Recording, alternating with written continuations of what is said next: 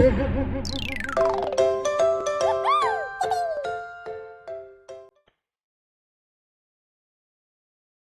समय पहले की बात है। एक गांव में मोहनलाल नाम का बूढ़ा व्यक्ति रहता था। उसके 4 पुत्र थे।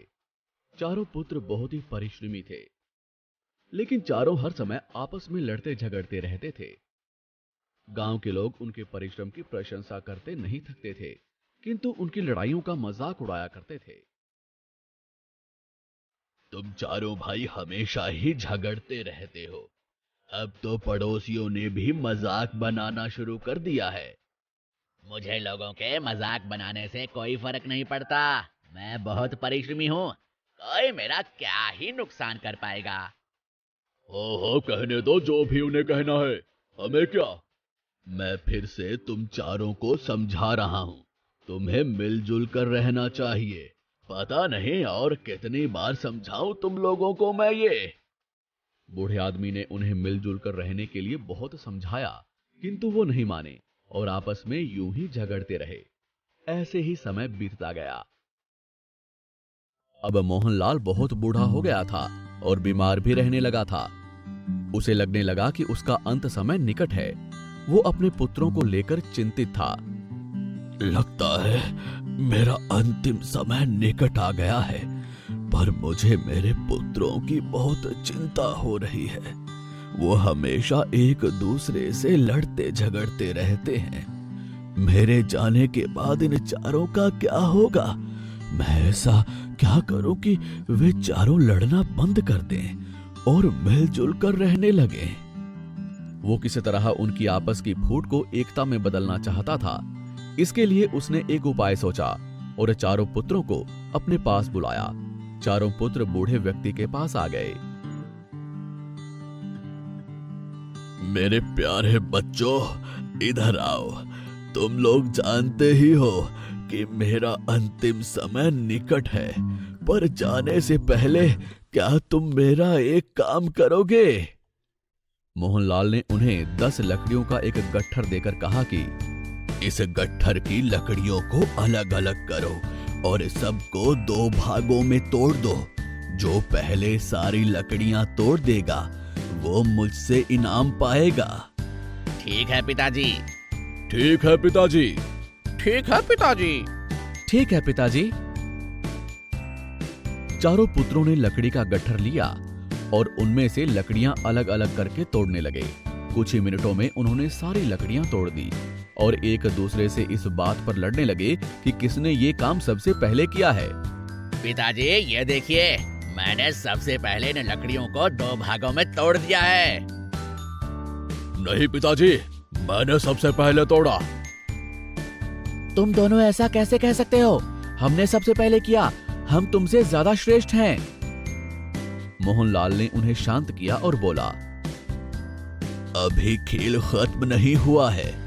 मैं तुमको 10 लकड़ियों का एक एक गट्ठर और दे रहा हूं। ये सुनकर चारों भाई सोच में पड़ जाते हैं कि आज ये पिताजी को क्या हो गया है। इस बार तुम्हें लकड़ियां अलग अलग करके नहीं तोड़ना है, बल्कि पूरे गट्ठर को तोड़ना है। चारों पुत्र ये सुनकर हैरान हो जाते हैं, पर थोड़ी देर सोचने के बाद मान भी जाते हैं और लकड़ियों का गट्ठर लेकर उसे तोड़ने लगते हैं। अरे इसमें कौन सी बड़ी बात है? यह तो मैं 2 मिनट में कर सकता हूँ। मुझे तो बस 1 ही मिनट लगेगा। चारों बेटे उस लकड़ी के गट्ठर को तोड़ने का बहुत प्रयास करते हैं, लेकिन बहुत प्रयासों के बाद भी उसे तोड़ नहीं पाए। अरे ये क्या? ये लकड़ियां एक साथ तो टूट ही नहीं रही हैं। अरे हाँ, सच में अलग अलग लकड़ियों को तोड़ना ज्यादा आसान था। अंत में बहुत प्रयासों के बाद ये चारों अपने हाथ खड़े करते हुए बोले कि पिताजी, लकड़ियों के इस गट्ठर को तोड़ना हमारे बस के बाहर है।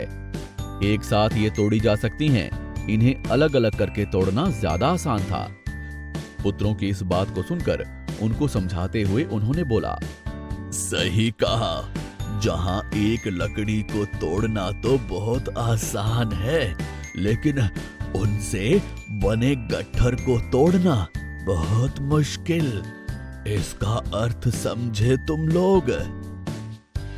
चारों पुत्रों ने कहा, नहीं पिताजी, इसका क्या अर्थ हुआ, हमें विस्तार से समझाइए। मोहनलाल उन्हें समझाते हुए कहता है, इसका अर्थ ये हुआ कि यदि तुम में एकता नहीं है तो तुम्हें कोई भी आसानी से हरा सकता है और नुकसान पहुंचा सकता है। इसी तरह लेकिन यदि तुम में एकता है तो कोई भी तुम्हारा बाल भी बांका नहीं कर सकता। हाँ पिताजी, हम समझ गए। जैसे लकड़ियों को अलग अलग करके तोड़ना आसान था और एक साथ तोड़ना मुश्किल, वैसे ही यदि हम लोग अलग अलग रहेंगे तो कोई भी इस बात का फायदा उठा सकता है, और यदि हम मिलजुल कर रहेंगे तो वो ऐसा कभी नहीं कर पाएगा।